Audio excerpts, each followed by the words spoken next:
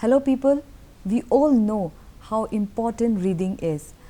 It makes us more knowledgeable, stimulates our imagination, and also it makes us more empathetic. So today we are with a very prominent personality, the man who needs no introduction. We are with Satyanarayan Mundayor. So sir, if you can give us and highlight on why do people call you Uncle Moosa.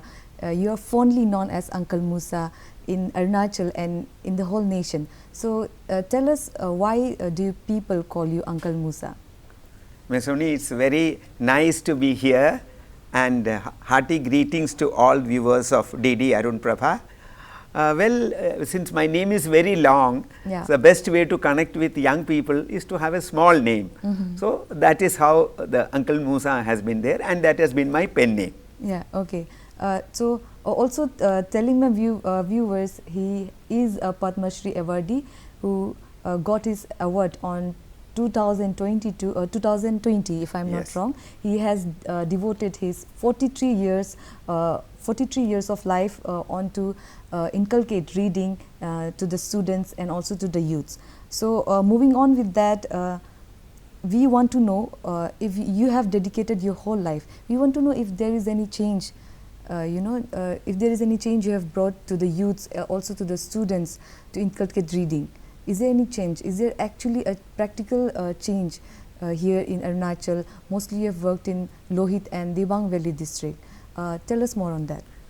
Well, when you talk about personal change or social change, no individual can claim it's an exclusive right. So it is not for me to say that I have done something, and it's up to the future generations to see what is the impact made by each one of us. So, but I am very happy that over the last 43 years, I have tremendously enjoyed working with the young people and saw their gradual transformation from a first generation neo-literate society into a society where they are very well read, they are widely knowledgeable, and they are in positions of social and administrative consequence to the progress of Arunachal. So that is a very fulfilling thing, but it would be very wrong on anybody's part to claim it as a personal achievement. Yeah, exactly. Yesterday we had a long conversation on that, and you were mentioning about some children who are into singing, dancing, and also who are a volunteer for the library on this Bambusa library. They are volunteers, their children are there, and also many of them, they are working in the outer district, from outer state in Delhi or Bangalore. Could you tell us more on that? What are the children's, the children's that have been looking up to you? What are they doing now, and what message, what impact you have given to them? We, as a reading movement, the Lohit Youth Library movement is only last 15 years, which is spread over the 5 districts, Lohit and Dibang valleys. But as a movement, I am associated for the last 43 years, because when I first came, Arunachal was just coming up as a first generation reading society. So it has been a very exciting thing to be with them and see their progress. Coming specifically to the Lohit Youth Library movement, where we are involved in reaching out to the reading deprived and giving them a boost to feel self-confident in reading a language which is not their mother tongue.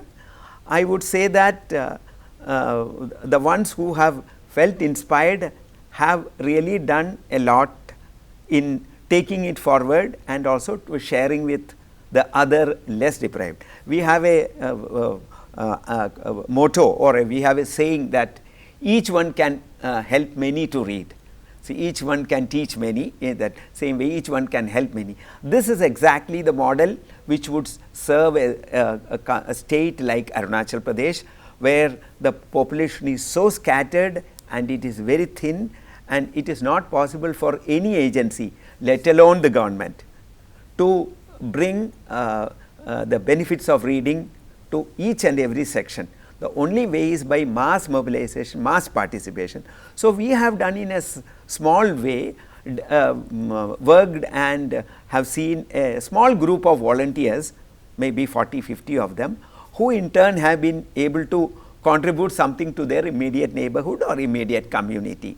Yes. So, that has been a very very rewarding experience to watch. And we say their motivation and how they come up from as school students.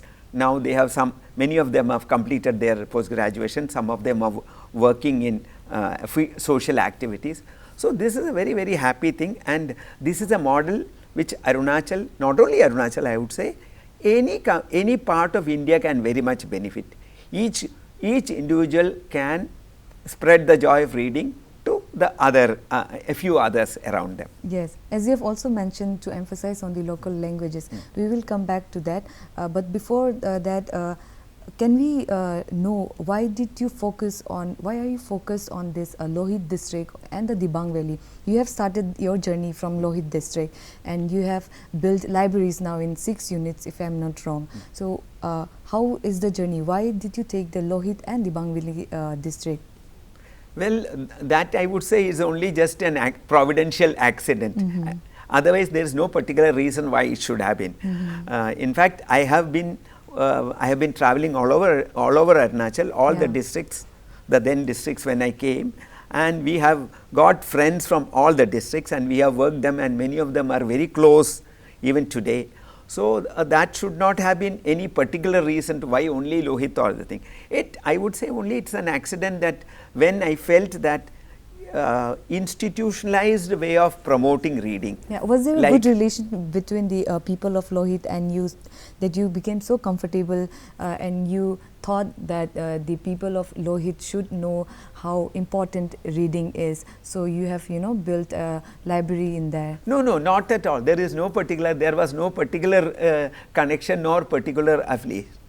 That way, for example, I have young friends all over the state. In all districts, I would perhaps receive the same love and affection as I have received in Lohit or the Dibang Valley. Okay. So, that is not at all a reason for that. Yeah. But what I would say that it was just an thing. We wanted the community to participate in the reading promotion, because once I realized that an institutionalized approach to education will not reach out to everyone, because as we build up institutions, lot of energy, manpower and visualization, thinking goes in building the institution, and the core area of promoting learning, education, and the medium is the reading. Reading is not an end in itself.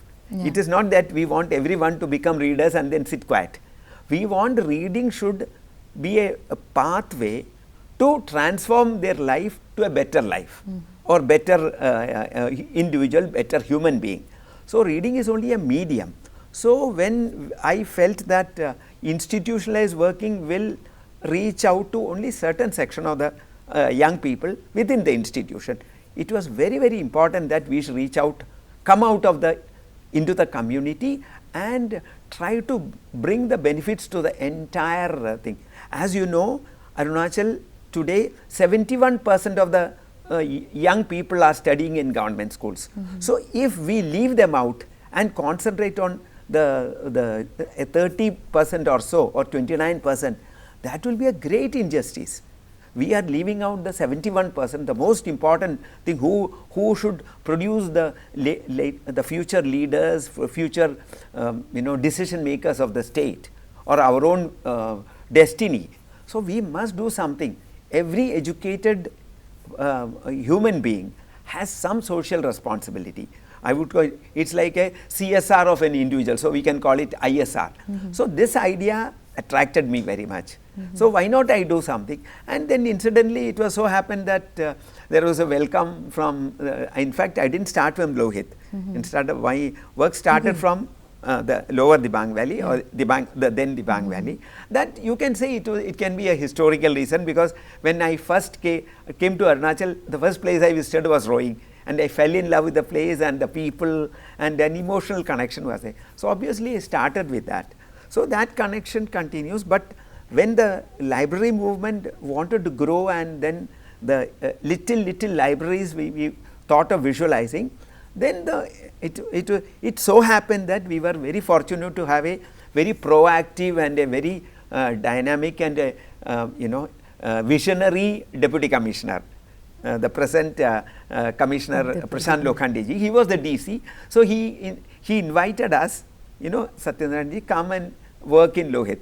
That is how. Otherwise, there was no particular reason I should have been. I should have been as comfortable in Tawang or in Moosa. The children loved me the same way, and I too felt the same affection for them. Yeah. So that was. I have been also to remote areas in West Siang, Yingkiang, and that areas. I have think, but it's not possible for a human being to reach out to such a big area like Arunachal. So obviously you have to start somewhere. So that is all.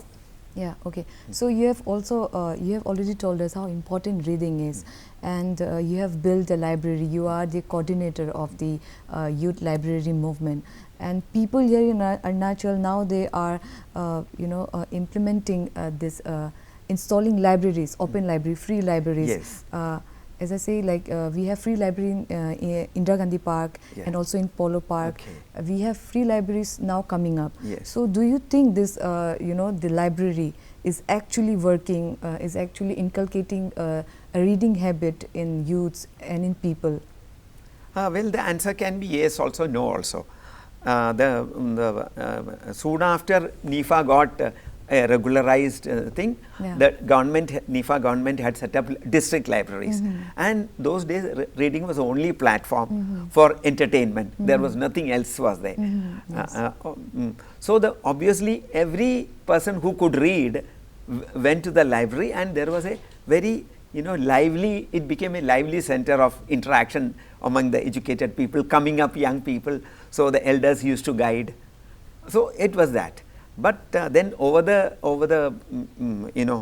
period of this, time, technology, modern technology, yes, came, and then the education started spreading to remote areas. Yeah. Those days the education was confined only to the districts. So everyone came to the district headquarters and say, so the libraries became, and those days if you see the old libraries, old district libraries, you would find books from different languages.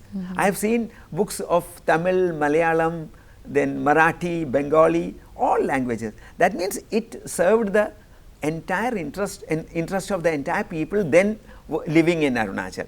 But as we started spreading out education, remote places, schools started coming up, then the government which was setting up the libraries were not able to replicate that in the same way. It's just not possible.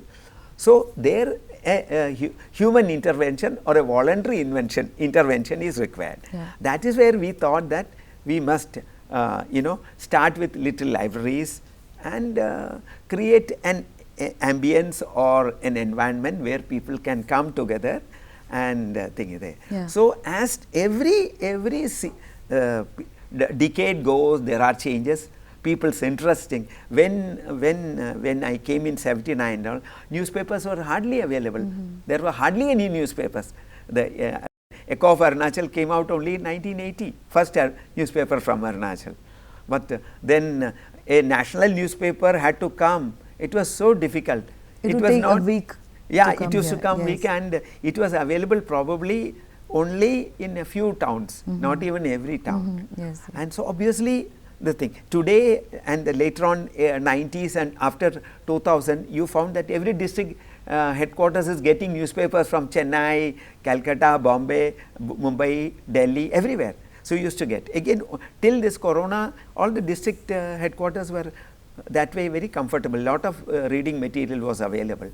But then post corona the situation changed. Yes. Now we are not getting newspapers at all. Yeah, even I remember in my childhood days we used to read Twinkle. Yes. There used to be a Twinkle, and then also magazines. We used to read that. And now that the technology has come, we are more inclined to the mobile phones, TV, and social media. Yes. So you being a coordinator of the Lohit Youth Library Network, and also you have devoted your life to emphasize more on reading. So what would you like to recommend on how to inculcate this reading habit? Yeah, you have, Ms. Soni, you have asked a very important question.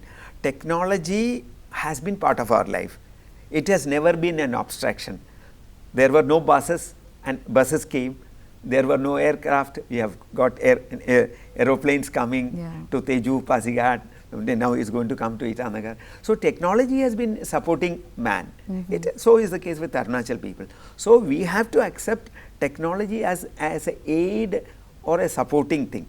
But we should understand that technology cannot substitute human intervention.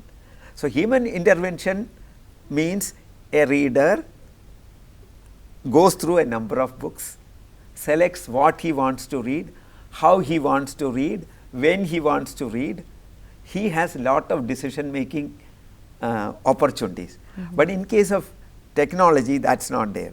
You have only a machine, which a mobile, which may be with many people, but even there are many families who can afford only one mobile. And laptops are not, even today large number of college students cannot dream of owning a laptop. Now when this is the case, we can't say that technology will substitute reading or should substitute. It just cannot. We should take that, yes, certain things are useful to us, we may use it to that extent. Then the other aspect of technology, which is of much more concern to educationists and psychologists and administration, should be that technology, because it's a question of light and electrical impulses, it creates certain impacts on the eye, and that is how, we can get attracted, but we can get also dissuaded and distracted. So technology has a great risk of distracting our focus attention. We would, I still remember when we came in 1979 and 80, early at that time, the attention span of the school students was so high. They could sit through a session, or they could read with utmost intense attention and without being disturbed by discomfort. I agree on that. Even I used to read so many books in the libraries, and now the technology has come. I'm more inclined to the mobile phones. So we should make a difference, a drawing distinction line, say that technology for specific purposes, gathering of knowledge quick, where a teacher cannot supply, where there is no library nearby, no access to the information needed in the library, then technology can this thing. But technology cannot substitute a book. Technology cannot substitute a newspaper. Technology cannot substitute a magazine. So in Arunachal, where still we have the problems, challenges of electricity, proper opportunities, reading should continue to be a way out through physical books or physical printed material, and we cannot substitute with anything. Okay. So going back to what you have said earlier on the Arunachal being a minority, and also it should focus more on the local languages. If I remember, you wore Idu Mishmi quote during your Padma Shri Award. You were awarded with that, and also in an article you have said that to promote you have more focused on the translating books and to promote local languages and literature. So what do you think? How important is it to preserve our culture and tradition, being in Arunachal as a minority in the whole nation? So how important is it to preserve tradition and culture? So here is what I said, that 71% of our students, youth, studying in government school from different language groups, different community groups, with very minimal reading environment support. Now they have to study with the rest of the thing, urban and the rich elite, to compete with the same examination, same studies, same amount of exposure, which makes the them at a very disadvantaged situation. And when we have English, which is not even our third language, it is probably the fourth language. First is our mother tongue, then we hear lot of Assamese or Hindi, that could be the second and third languages. Speak Nepali then there are large number of people who live, especially the children, large number of children are taken care of by Nepali women. Yeah. So, in which case, or the tea garden thing. So, they speak a different. So, all these languages, then we come to school where English is a medium of instruction, and when the remote area, when the teacher has also to be a proficient in the language, when it is not so, a few hours of exposure in English is not at all sufficient to bring them equal with, at par with a private school student or a school with an or a child growing up in an elitist or a educated parents. When I meant education, literate parents, in that sense I said literate, educated. So, those who are literate and well proficient in English, their children will obviously at a advantageous position. That is not the case in rural area. So, how do you develop comprehension? How do you develop their motivation? How do you develop giving them an exposure to life is much bigger than what you are seeing immediate. Otherwise, they would see only the gloomier environment.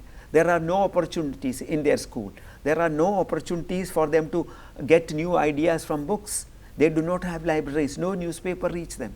Then what do we, how to motivate them? Then one way, and a very strong way, is giving importance to their mother tongue, giving them a confidence that you can comprehend ideas. You are going to study the fundamental basics in a subject, and that too in the formative ages when the children come in the primary classes. It is very important that they must be given the right guidance to develop comprehension of subjects and knowledge. And these people are not supported by their parents, because most of them speak only native language or Hindi, but that is not part of the school system. They are never a part of the school system, the parents of these community, these 71% or a large section of the 71%. So, do you think children books should come in the native languages? Yes, but first that is definitely a thing. We should, the new education policy is very, very clear that the mother tongue has to be taught in the primary classes. So, Arunachal government has decided a very good thing by introducing textbooks in mother tongue. They have already published. Yes, but it should start with class 1. It should not be, it will not be so effective in class 6, because by the time the young adolescent learners' attention is diverted by several other issues. So, he would not be feeling deeply the importance of the mother tongue, but we have to do it in class 1. From primary to... From primary it should build up, and this would give the confidence to the parents. When you talk, when you whatever learning activities happen in the mother tongue, the parents come in. Parents can support, parents can understand. So, Arunachal, at least let us hope in the next academic year will bring down these textbooks from class 6 to class 1.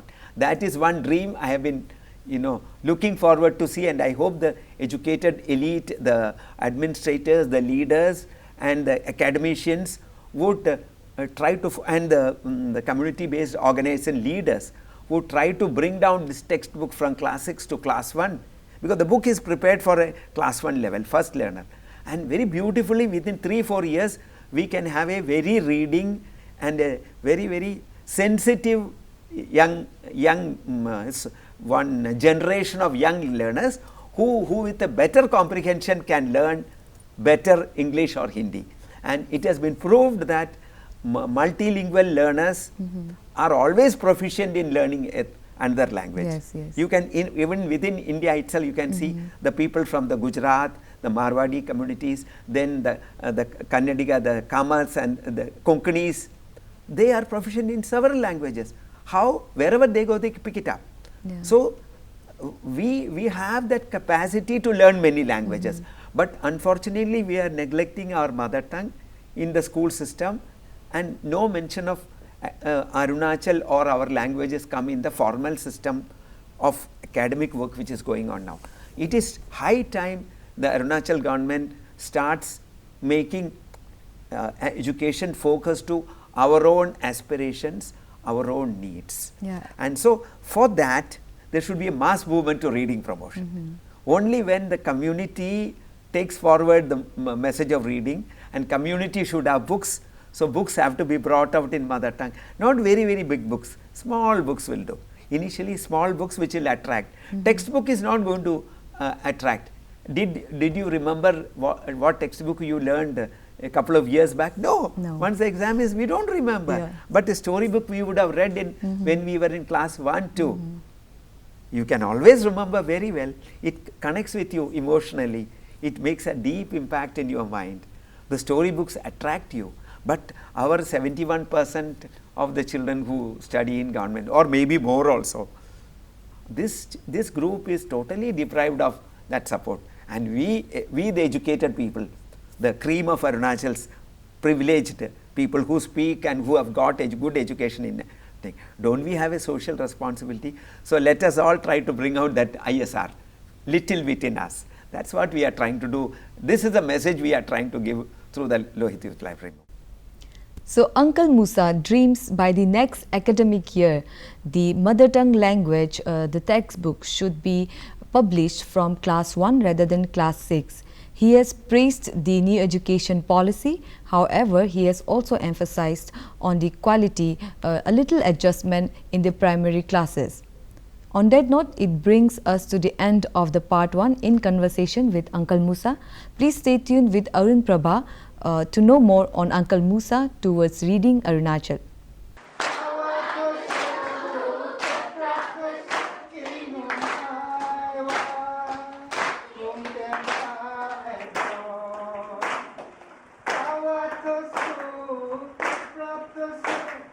Awardee